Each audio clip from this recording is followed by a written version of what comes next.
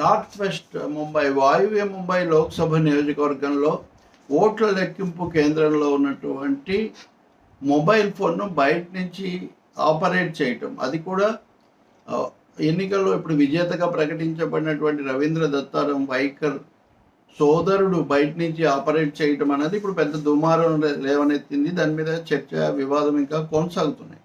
ఈ వివాదంలో ముఖ్యమైన అంశం ఏంటంటే షిండే అభ్యర్థి అయినటువంటి వైకర్ కేవలం 48 ఓట్ల తేడాతోనే విజయం సాధించారు. లోక్సభ నియోజకవర్గంలో 48 ఓట్లు అంటే చూడొచ్చు. సాధారణంగా 1200 స్వల్ప మెజార్టీతో గెలిచిన సీట్లలో కొంత ఈవీఎంలను మేనేజ్ చేయొచ్చు అనే ఒక అభిప్రాయం నిపుణుల్లో ఉంది. దాని సాధ్యాసాధ్యాలు అదంతా తర్వాత, కానీ దీని మీద దేశంలోనే తీవ్రమైన చర్చ జరుగుతోంది. ఇండియా వేదిక పార్టీలు సుప్రీంకోర్టులోనే నేరుగా దీన్ని సవాల్ చేశాయి. ఇందులో పెద్ద దాపరికమైన లేదు. అయితే ఆంధ్రప్రదేశ్లో ఇప్పుడు గతంలో తెలుగుదేశం, ఇప్పుడు వైసీపీ ఈవీఎంలను విమర్శిస్తున్నాయి. కానీ ఈ రెండు పార్టీలు కూడా ఇండియా అక్కడ వేసినటువంటి ఈ కేసులో, ఈ పిటిషన్లో వాళ్ళు భాగస్వాములు కాదు. అక్కడ ఎన్నికల సంఘం సమర్థించుకుంది ఆ కేసును. సుప్రీంకోర్టు ఇప్పుడు మేము మధ్యలో జోక్యం చేసుకోలేము, వాళ్ళు దాన్ని వదిలేశారు.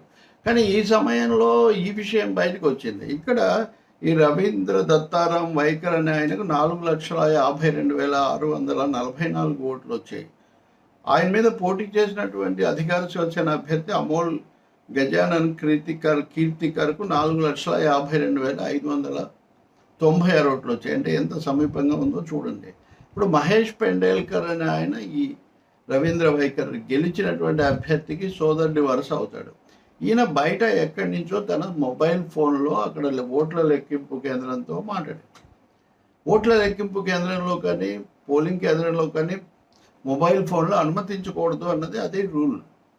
ఇప్పుడు ఈ విషయం మీద వివరణ లేదా సమర్థన ఇచ్చినటువంటి ఎన్నికల అధికారిని సూర్యవంశీ కూడా, ఆమె కూడా ఏమంటున్నారంటే ఒక అధికారి యొక్క ఫోనును అనధికారికంగా ఉపయోగించాడు అన్నదే పెండేల్కర్ మీద ఉన్న కేసు తప్ప ఇతనేమి దాన్ని ప్రభావితం చేయలేదు. ఎందుకంటే ఈవీఎం అనేది స్టాండ్ అలోన్ మిషన్, దానికి దేంతో సంబంధం లేదు, వైర్లెస్గా కానీ ఇంకోటిగా కానీ ఉండదు అని ఆమె అంటున్నారు.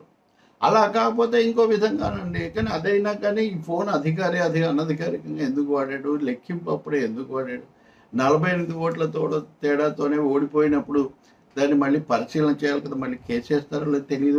అన్నిటికంటే ముఖ్యమైనది జూన్ 4న ఈ ఘటన జరిగితే జూన్ 14 అంటే 10 రోజుల తర్వాత పోలీసులు కేసు పెట్టాల్సిన అవసరం, అది కూడా ఆ పత్రిక ప్రముఖంగా చేసింది కాబట్టి, ప్రచురించింది కాబట్టి ఇది వెలుగులోకి వచ్చింది.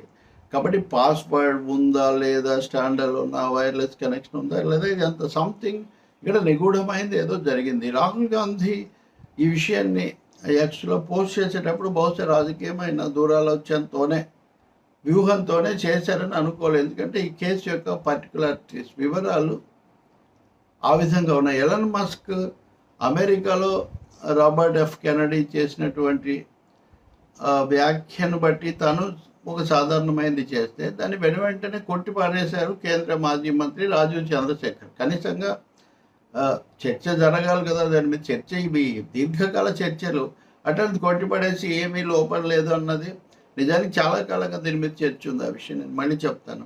రెండోది, దీన్ని ఏపీకి ముడిపెట్టి చూడాల్సిన అవసరం లేదు, అది నేను చెప్పాను, ఎందుకంటే వీళ్ళిద్దరు దాంట్లో భాగస్వాములు కాదు కాబట్టి.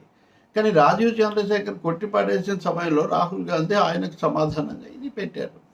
48 ఓట్ల తేడాతో వచ్చినప్పుడు, ఇన్ని సమస్యలు ఉన్నప్పుడు దాన్ని మళ్ళీ ఏం చేయాలి అన్నది ఎన్నికల సంఘం చూడాలి. ఎన్నికల సంఘం దీని మీద ఒక సంపూర్ణమైన సమగ్రమైన సమాధానం ఇవ్వకుండా స్థానిక అధికారులతో ఏదో ఇప్పించేసి దాన్ని ముగించేయాలని చూడటం. అంతేకాకుండా ముఖ్యమంత్రి ఏక్నాథ్ షిండే ఇప్పుడు ఎదురుదాడి చేస్తున్నారు.